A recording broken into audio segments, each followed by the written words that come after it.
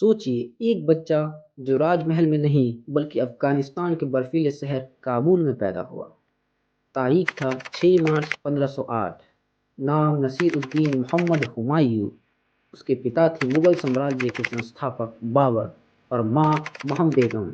बाबर की सबसे चहेती बेगम, जिनका खून तुर्क मंगोल यानी तैमूरी परंपरा से आता था। हुमायूं का बचपन आसान नहीं था। तैमूर खानदान की परंपरा के मुताबिक उसे बचपन से ही तुर्की, फारसी, अरबी जैसी कई भाषाएं सिखाई गई।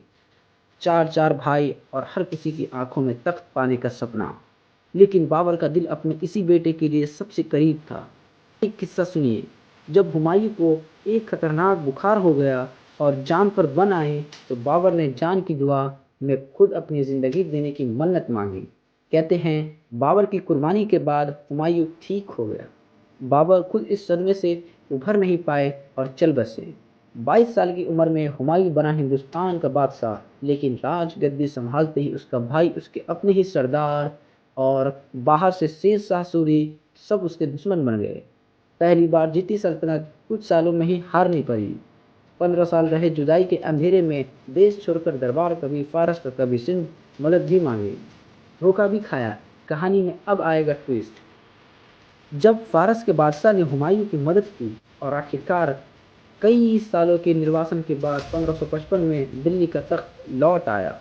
इतिहास की सबसे बड़ी आयरनी देखिए, इतने युद्ध त्याग प्लान के बाद सब कुछ वापस पाया। एक शाम लाइब्रेरी, पुराना किला, दिल्ली की सीढ़ियों से गिरने से मौत हो गई।